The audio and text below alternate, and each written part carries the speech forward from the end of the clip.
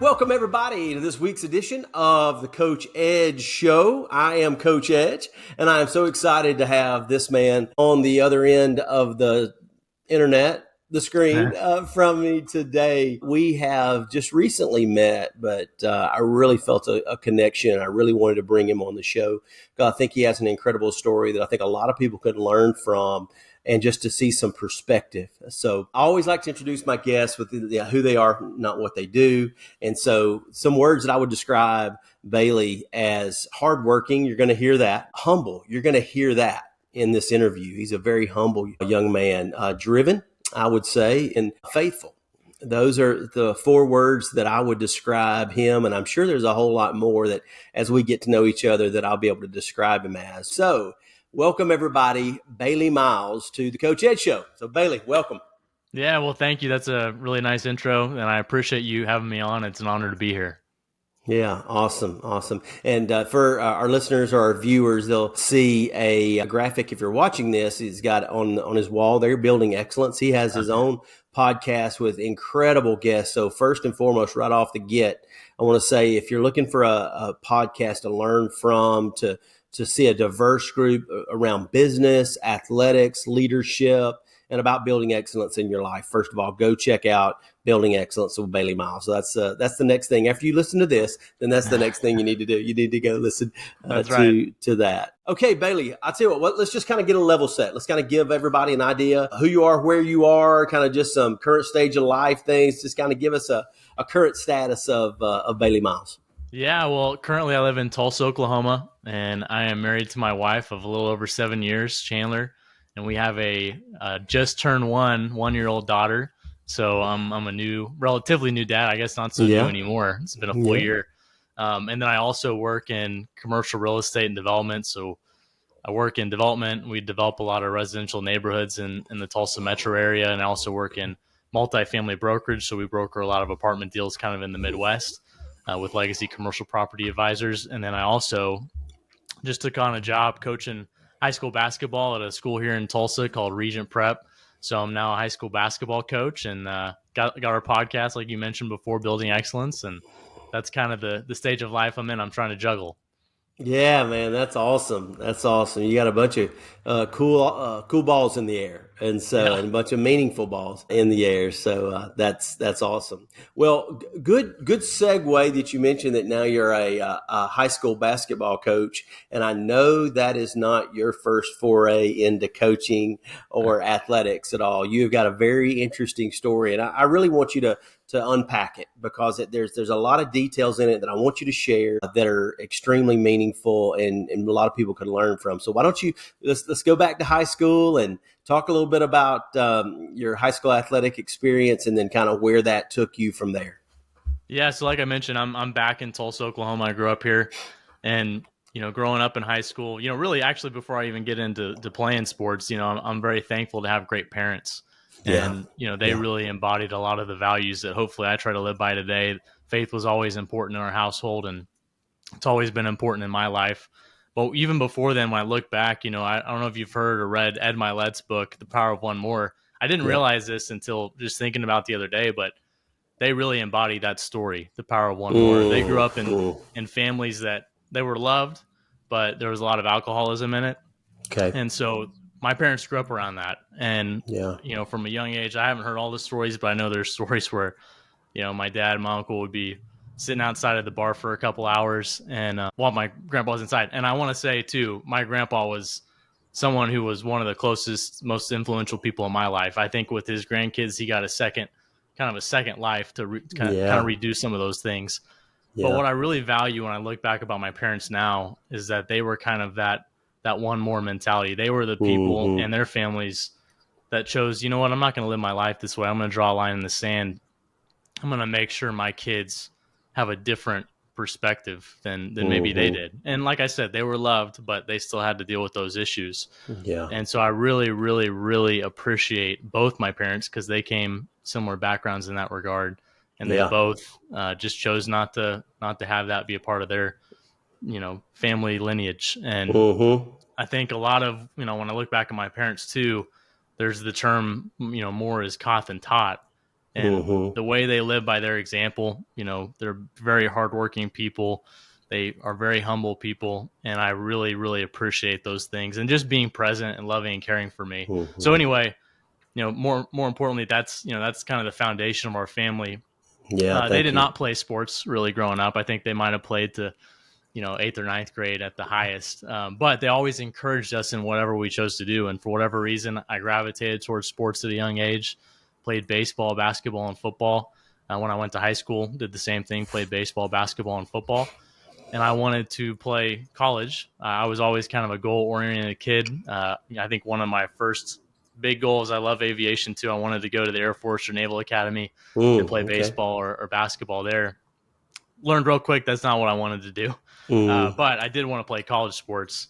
And so got recruited a little bit to go, I was not a super stud athlete like many, many guys are, but I had a little bit of ability and could hold my own. And so I was looking more at the probably Division III, Division II route. But I think egotistically, I wanted to be a Division I guy. Yeah. And so I wound up going to Furman University, had an opportunity to walk onto the team as a baseball player. Really long story short, I got to coach my high school basketball coach asked me to coach our junior varsity team at the ORU team camp, which is Oral Roberts University here in Tulsa.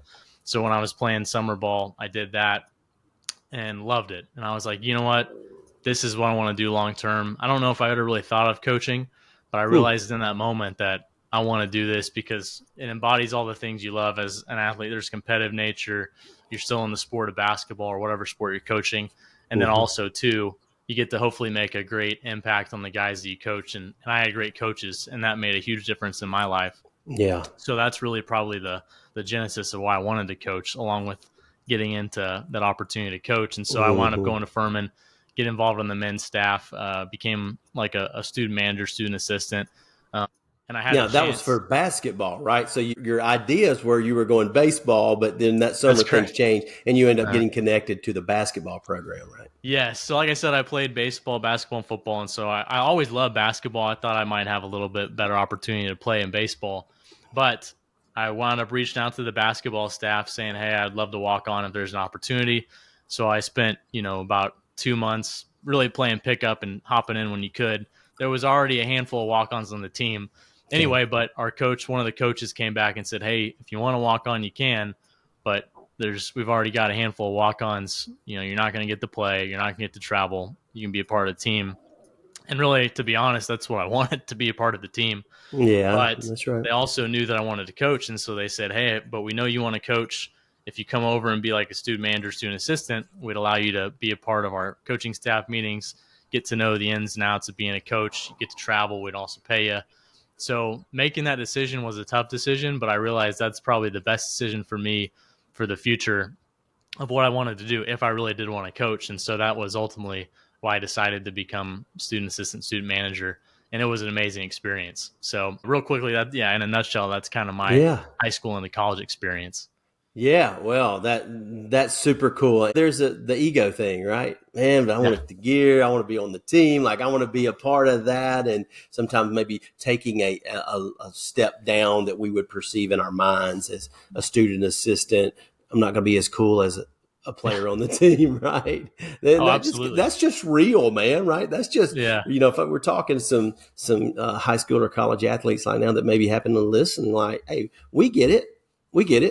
But I love what you said is that, you had to look, what was the best long-term decision for me? I think just in your story, and I know you're going to tell the rest of it, but I think there's been a lot of wisdom. There's been a lot of self-reflection. There's been a lot of wisdom moments where you took the wise path over the instant path or the cool path or the what makes me feel good right now path. Yeah. And I think, that's a good point. I think what you talked about, something that Stephen Covey says, begin with the end in mind. So when you think about your goals, what's the end goal that you want to have? And are you working towards that? So sometimes their decisions, sometimes they're a little easier than others, right? Yeah. Like I wasn't going to play very much. So it made it a little bit easier decision, but I still wanted to be on the team. I still didn't really want to be a student manager or student assistant because I felt like I'm semi-athletic. I can still, participate, but it was a good decision for me. And it turned out, looking backwards now, is one of the best decisions of my life. Yeah, yeah. So pick up right there because I know that was a part of your college experience, but then it shifted back to Oklahoma. So tell us a little bit more about that when you made a shift back to OSU, and then what happened after that. Yeah, so obviously I did that at Furman. It was a great experience. Had a great staff. Got to meet a lot of great people. But ultimately, I wound up transferring back to Oklahoma State and had an opportunity to be on their staff. I was going to go into just being a manager to be a part of the program, and obviously being in the Big 12, it's a Power 5 conference. It was a great opportunity for me to be in basketball and be closer to home with my family, which was great. But I wound up, like I said, going in to be a manager. And that summer, for whatever reason, there was a guy who was a GA, and he left to go take a coaching job at maybe a Division 1 or 2 school as an assistant. So they had an opportunity towards the end of, I think this was probably right towards the end of July that this happened. And they reached out to me and said they knew I wanted to coach. They liked me from camp and wanted to see if I wanted to be a GA as an undergrad. And so I was going in my sophomore year, and I was like, heck yeah, I'd love to do that, because that's a great opportunity if you're looking to get into coaching, kind Yeah. of advances you a little bit. So I was doing that for a little bit. At the same time, I was pledging a fraternity. And then my brother was senior high school. At that time, my parents divorced. And so Hmm. I kind of had to make some decisions on what I thought I needed to do in terms of time, because I was doing all these different things. And so ultimately, I decided to step away from basketball because it is a big time commitment. I mean, it's definitely a Yeah. job, as people that are in the profession or playing know. Like, it's a lot of time for good reason. And then I was trying to figure out, okay, well, if I'm going to be out of, the coaching realm and being a part of a program, how am I still going to have an opportunity to be a coach and get into coaching? Mm-hmm. And so I tried to identify what that looked like, because typically you have to be a player and have that background, or you have to be a manager and work your way up and be a part of a program. And obviously that Yeah. was not the case for me. So I tried to think, okay, well, what are the best things I can do? And so, I'm a big reader. I researched and read a lot of things that from guys that I admired. Buzz Williams was a guy that he has a wealth of knowledge on how he got in. He's kind of scrapped his way in from, I think he was at Corsicana Junior College, and then went to Oklahoma City University, and then just kind of excelled there. And so his story and how he did that was kind of a model of like, okay, well, this might be a good model of how I can get in it. So I would write Okay. letters, reach out to people, and I would reach out to people that I admired, obviously for their success and their great programs, but their character, integrity, and faith in the Mm-hmm. values that they had. And so hopefully, if I was a coach, it would be similar values and a similar program that I could go learn from these guys. And so Mm-hmm. I would just reach out, randomly. I had no connections. Like I told you, my parents were not athletes, and we didn't have those type of relationships. But I would just reach out, and then opportunities came where I could go work camps in the summer, go watch practices of people in college and the NBA, and just try to be around people that were ahead of me that I could really learn from. And these were Mm-hmm. all guys that I tremendously admired. And so places that I really, really wanted to go to and had opportunities to go to. Tony Bennett was at Virginia. Brad Stevens was the head coach of Butler at the time, and now he's with the Celtics, but he was at Butler at the time. Lorenzo Romar was at Washington, Kansas. Obviously, Bill Self was at Kansas. Fred Hoiberg was at Iowa State. Shaka Smart was at VCU. Pat Kelsey was at Winthrop at the time. Nico Medved was at Furman, and I later went to work for him at Furman. So I mean, I'm definitely probably drawing blanks on some names and places that I got to work and be around a lot of people and learn from. But that was kind of what I did to get started in the coaching realm and get to know a lot of people. Yeah, so drill down a little bit in that. Take us through a day in the life, if you will. You looked up these guys that you admired and would love to be a part of what they were doing.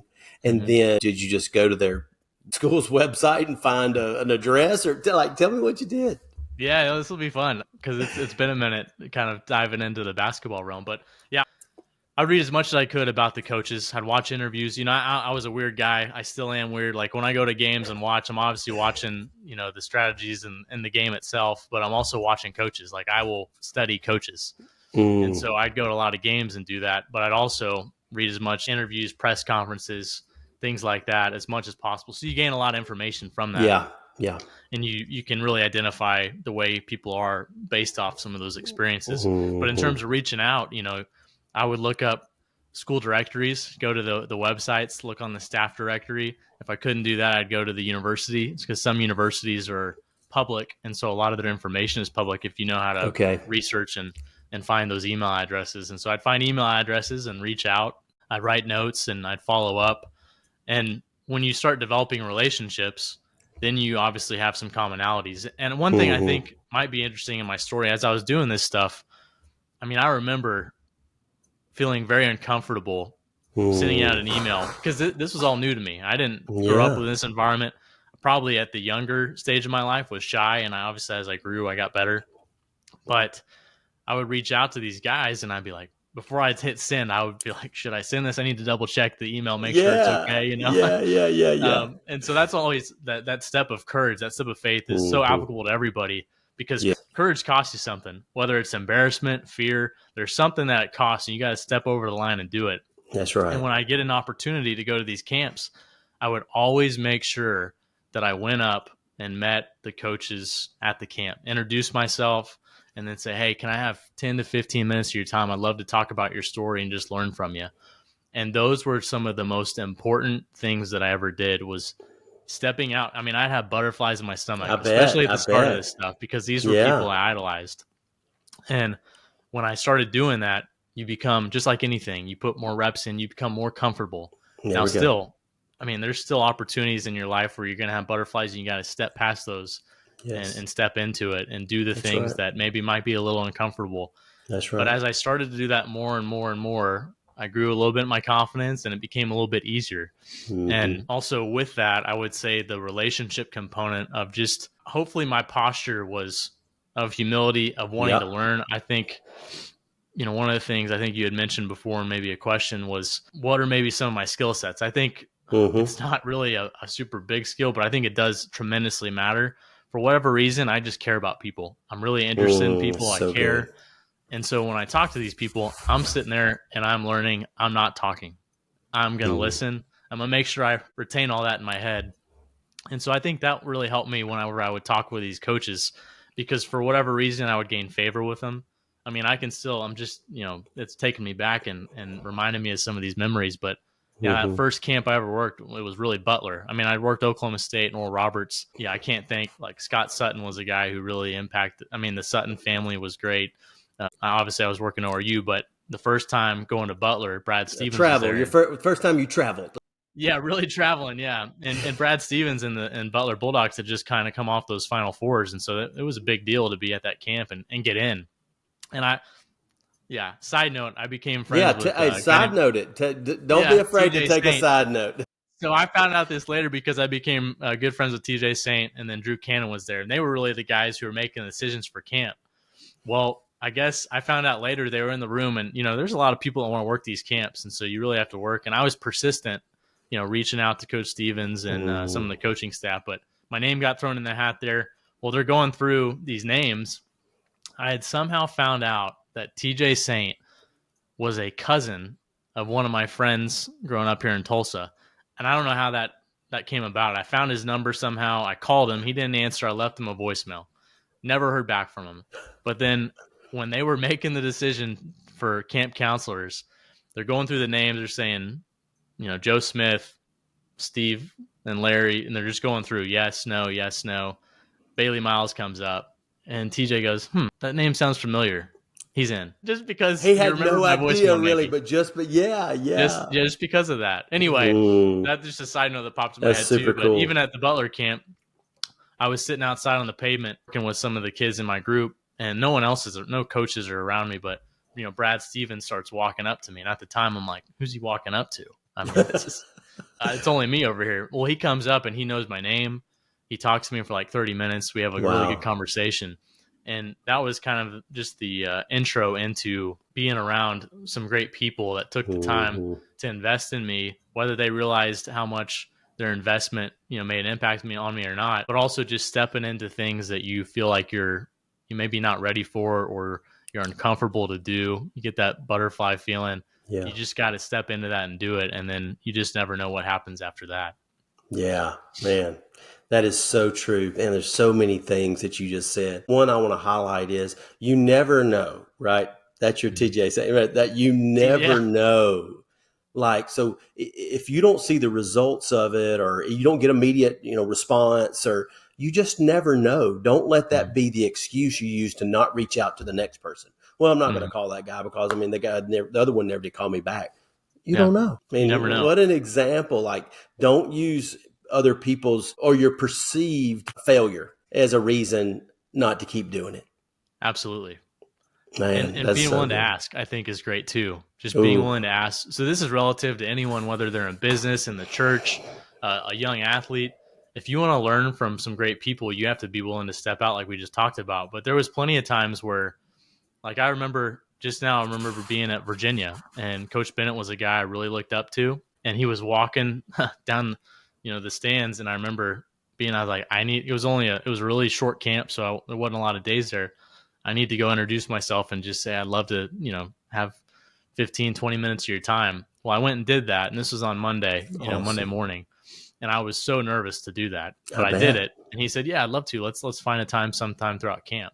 Well, I didn't really see him much after camp, and so, like I said, it was a short camp. Well, I think on the first day, didn't see him. I'm like, okay, well, maybe there's tomorrow. Well, that second day, nothing really happens, and I'm like, well, that's okay. I've met a lot of great people. It's been really impactful trip up here, and it's been a lot of fun to work. But they had a little coaches clinic for all the coaches, where all the coaches after camp would come over, and they would go over drills. They go over kind of their philosophies, all these things, kind of teaching the camp counselors. Well, I remember sitting there, and there's a ton of camp counselors, and all of a sudden I feel this tap on my shoulder, and I look behind me, and it's Coach Bennett. He's like, "Hey, Bailey, come here." So he had just spoken. He came and got me, and then we went and spent like an hour just sitting in John Paul Jones Arena, just talking about faith, life, coaching. Wow. And for whatever reason, he remembered, tapped me on the shoulder, but that wouldn't have happened had I not gone and introduced myself to ask him for this time. And I think that's really valuable, because I didn't necessarily want to go do that, but I did it because I really, I guess, did want to do it, but I didn't want to at the time. And so taking that step, being willing to ask people, I mean, it can be anyone that you find that has similar values, want to learn from. What does it hurt to go ask? Whether you type an email on your phone, or shooting a text on your phone, reaching out to someone, sending a note, going and introducing yourself in person, I think are really important aspects for all people to understand and learn. And I'm still practicing those things to this day. So that is so valuable, man. What you just said is so valuable. I mean, I'm locked in. I'm listening to every word, but as you listen, when things resonate with you, you start having this other conversation that goes on in the back of your own head, even while somebody's talking. And what I've learned about myself that I'm growing in, I'm 51 years old now, and I call myself a courageous person. I've taken some faithful steps and things, but what I realized about myself in the last 8 months or a year is how affected I was by rejection. Many times the fear that we have that we don't go up, like we see him coming down the stairs and like, here's your shot. But the reason you don't, because what if he blows me off? What if he says no? What if he makes me feel dumb? Or like, I don't want to feel that. I don't want to feel the rejection. So the best way to avoid feeling that way is just to not ask. And you talked just a minute ago about there's a cost, right? With everything, there's a cost. Let's bring it to faith for just a second. There's a cost to following Jesus. I think we would both agree that there's a cost. But let me tell you something else. There's a cost to not following. Yep. There's always a cost. The cost of not going and talking to Coach Bennett, there would have been a cost to talk to him, right? And there was a cost, and man, the return on your investment was high, right? Yeah. And so let's just identify that there's a cost to either decision you make. There isn't just cost of rejection if I go and he says, right? There's a cost to you being silent. So don't think that you're preserving yourself by not taking that risk and thinking you're not putting yourself in a position, because it's costing you something. And in your case, it could have cost you a relationship that you still have to this day, I'm sure. So and the other thing too, it's easy to think they're too busy. But I think one of the things I learned too is, after meeting a lot of people I really admire, and I still admire to this day, I want to say that too, I just learned that we're all just people. And even with having the podcast, get to talk to great people just like yourself. we're all people. We deal with the same things. And just because someone has a title that is really significant or well known doesn't mean they're any different than you or I. We're all the same people.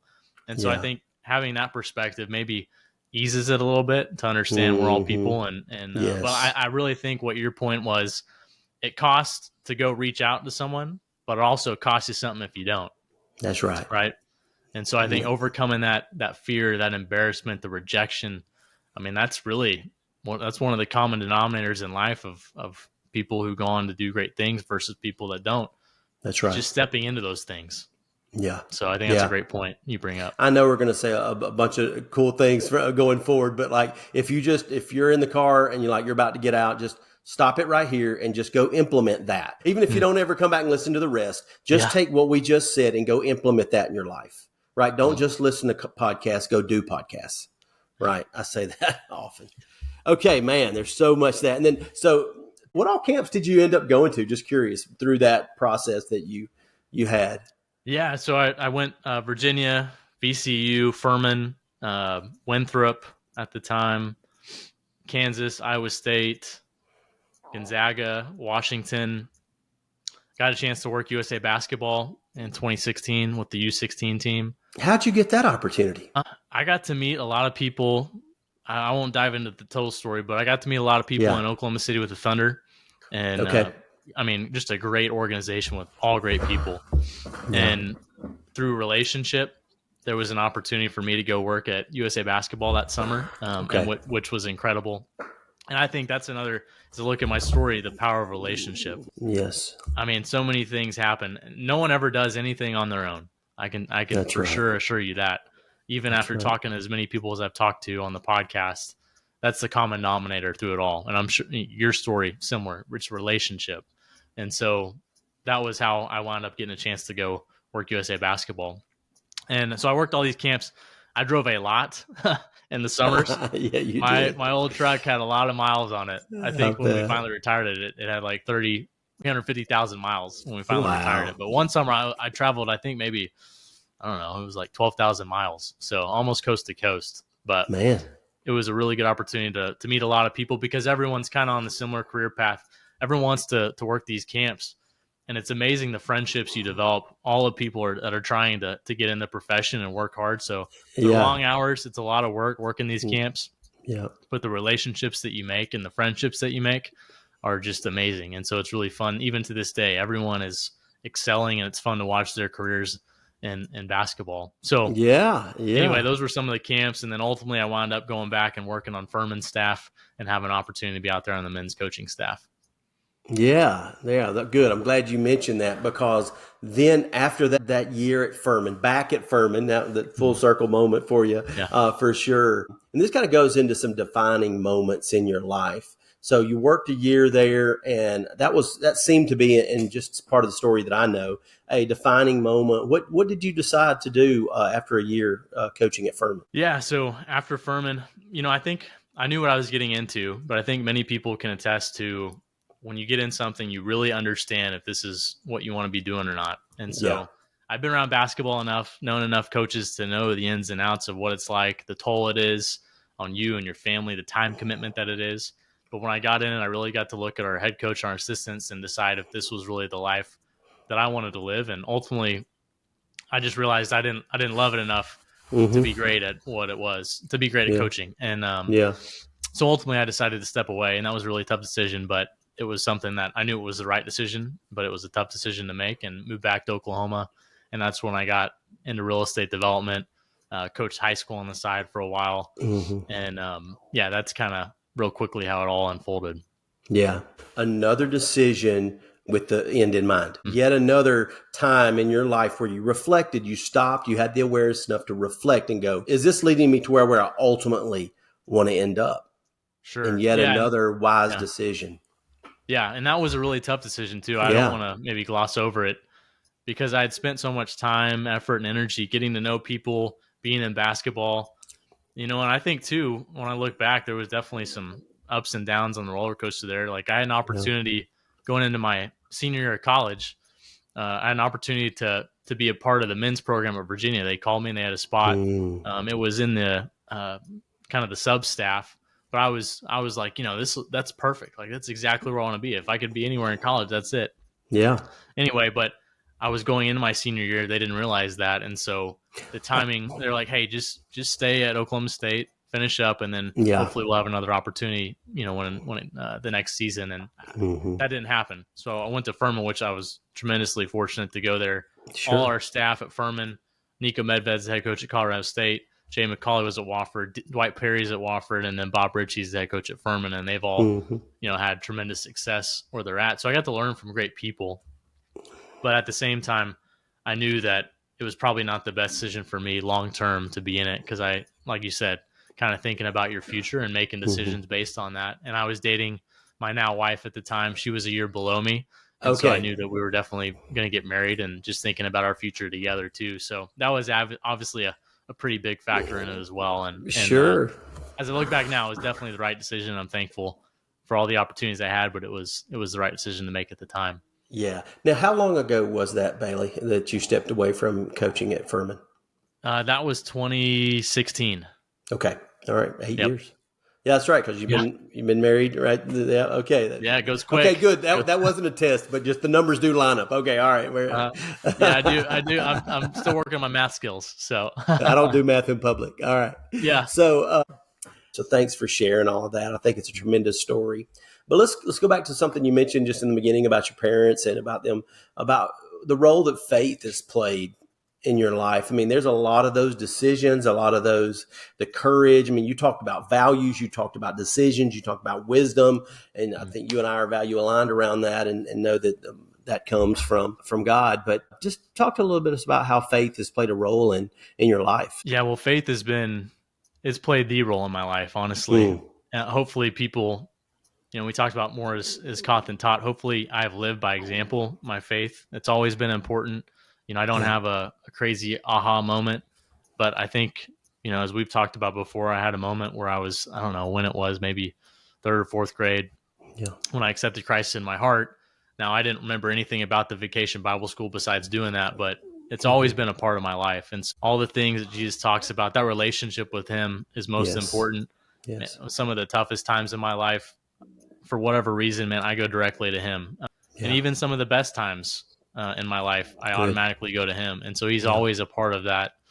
I would say, I was talking to a group of guys that I meet with, probably that middle ground is where it's really got to work on making sure when things are just normal, consistently going to him, being in the Word, having that relationship, I think is really important. But it's always been important to me. And I hope that I've lived in accordance with my values on the way I treat people, the way I act, my marriage, being a dad now, and being a business person, living with integrity. All these things, are all taught in the Bible. And if you want the best leadership lessons, go check out the Bible, because all the stuff we talk about or anyone else talks about, it's all there. So that's the source. Yeah.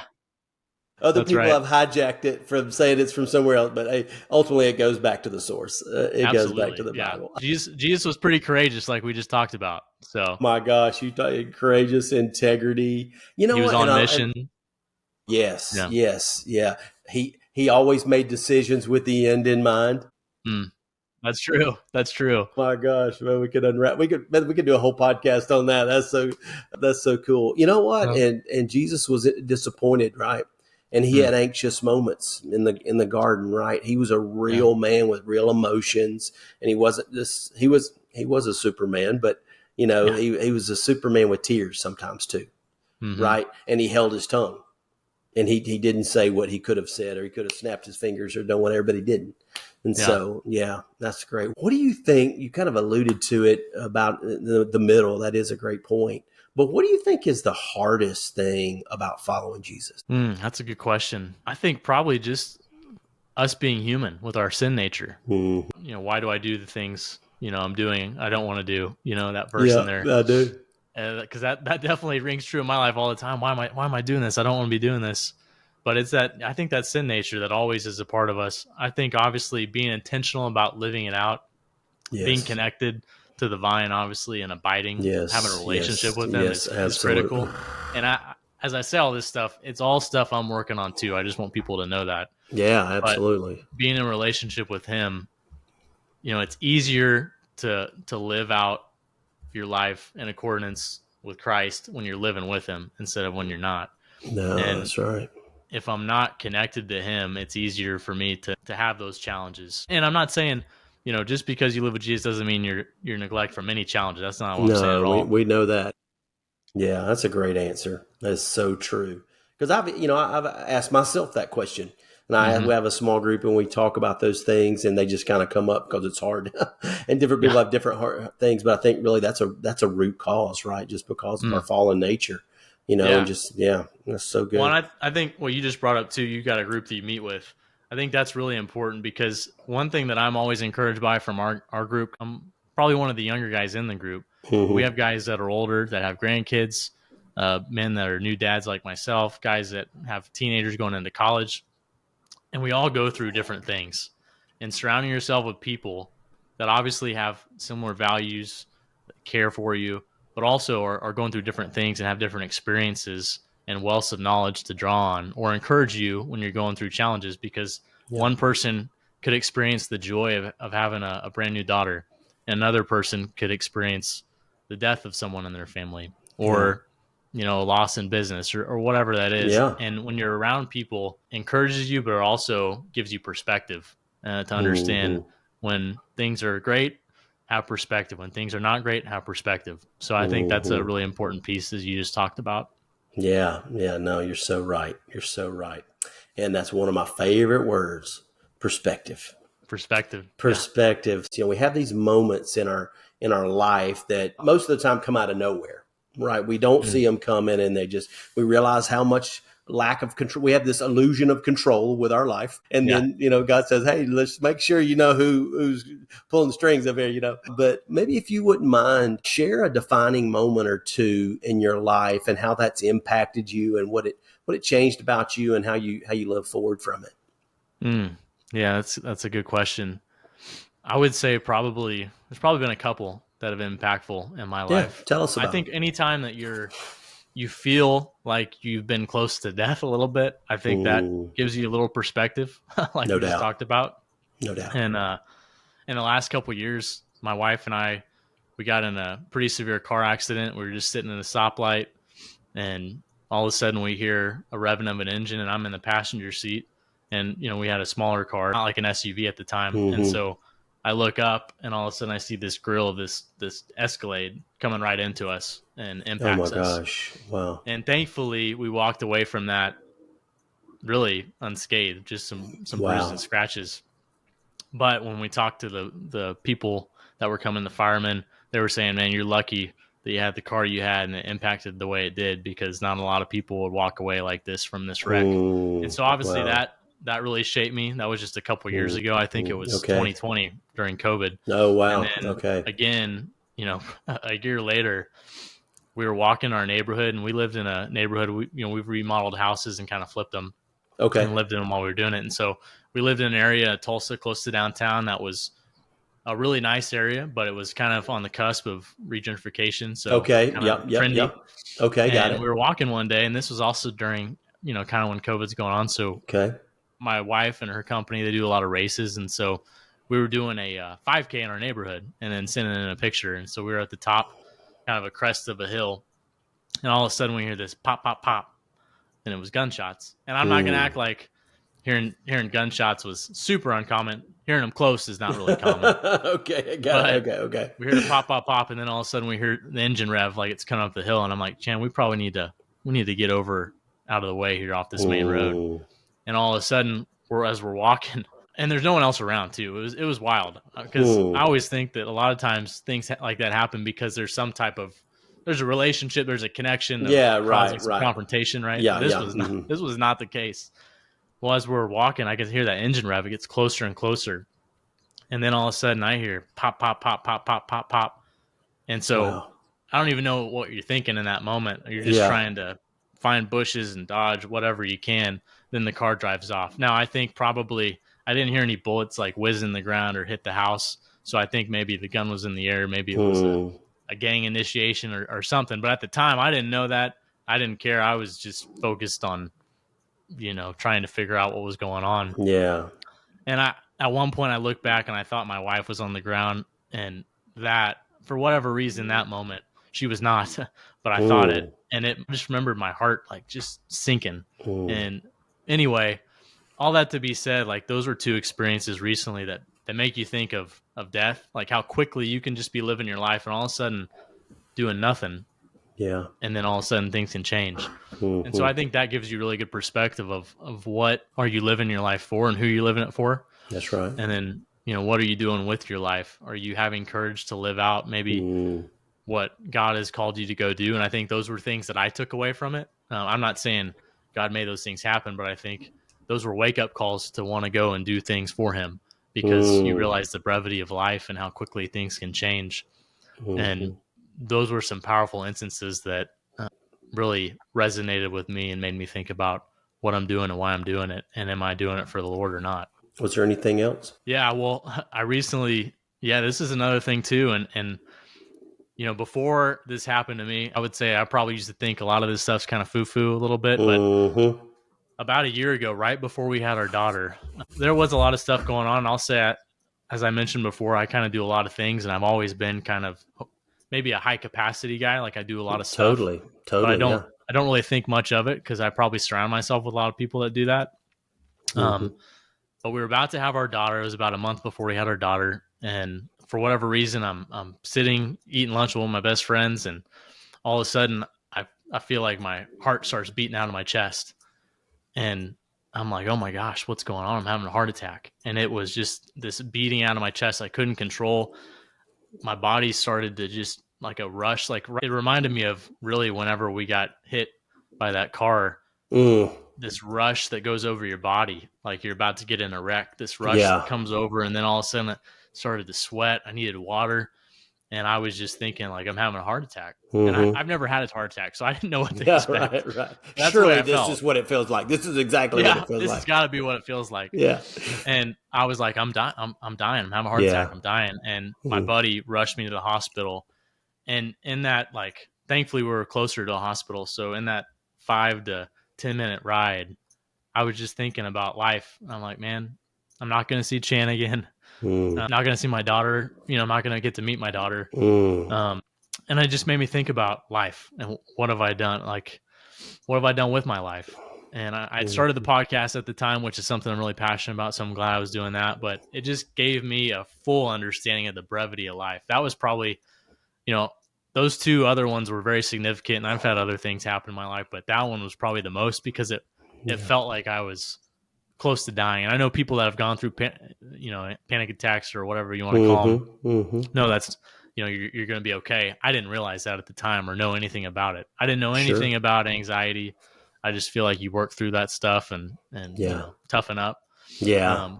But I did have a lot of stuff going on, and that probably maybe caused that. I don't really fully know what caused it, but I'm glad it happened because in those moments, I'm very much a person that's like, if I have a goal, I'm going to go try to get it. I'm going to work towards it.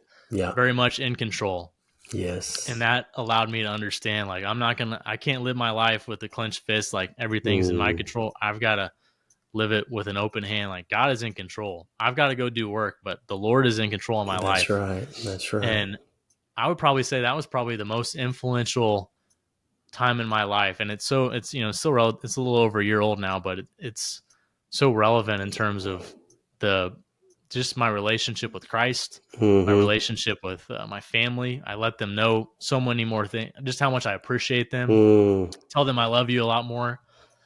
And I remember, telling my dad that. He's like, man, I kind of like this new Bailey.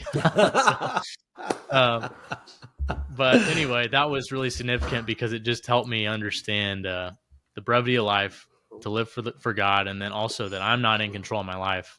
The Lord is. And to enjoy each moment a little more.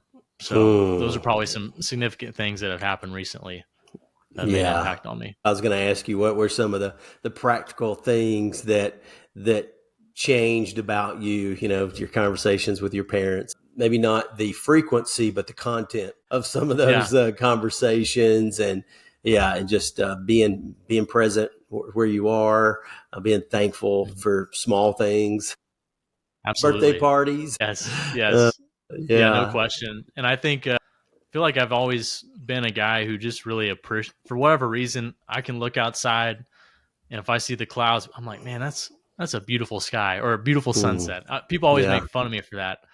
But now I feel like I do it even more than I already did, just because Yeah. I'm just thankful for the life God's given me for each moment. And I'm still kind of the same person. I still have goals. I still want to achieve certain things, Yeah. but at the same time, I'm a little more present. I have a little more perspective. I want to make sure that the people around me know how much I care about them.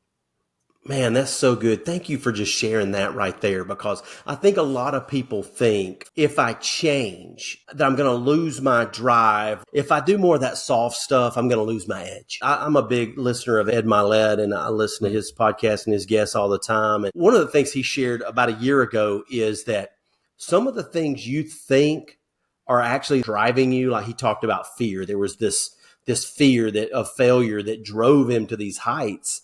And I love what he said one day. He's like, you know what? Sometimes you may have succeeded in spite of that, not because of it, but in spite of it. And just to connect what you just said is like, you can have a thankful heart. You can have a perspective. You can have an others focused life and still have goals, still be driven, still want nice things, still want to be financially secure. This live or die, or this way or that way. Like you, with an aligned life with Christ, you can have a fulfilling, satisfying life that can still be driven, can still be goal oriented. That can accomplish a lot of things. Right? Yeah, absolutely. And I think listening to podcasts like yours, being around people like yourself. So if the people are listening and they're in different areas of life, find people that are ahead of you, learn from them, see who are doing it really well, who are modeling it well, who are living out what we just talked about, and learn from them. I think that's one of the biggest things too, is learning from people that are ahead of you. And then I think as well, it's easy, especially I know a lot of athletes are listening to the podcast, and you work with a lot of athletes and coaches. It's really easy. I think when I look back, and I definitely think it's a good thing, but in sports, we have a scorecard. There's an outcome, right? There's a result. And it's easy to get your identity shaped up in the results. Did I play well today? And we definitely want to play well today. But your identity shouldn't come from if you play well or if you don't play well. Yeah. Don't focus on the outcome. Focus on the process. I know that's a big thing, but focus on the doing and also the being of who you are.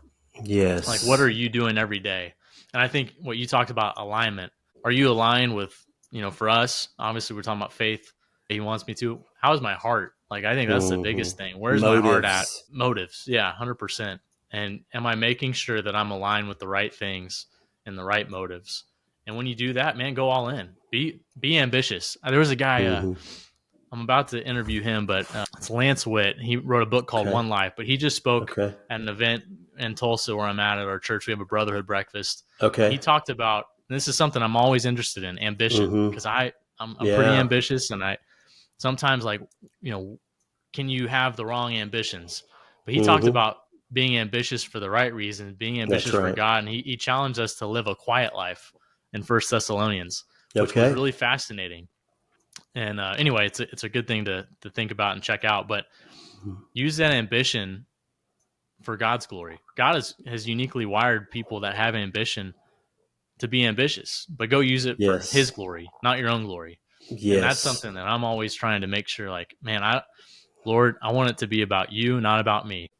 And that's something that I really am trying to work on and want to be more like. And so how can you channel your ambition to make sure you're using it for the Lord?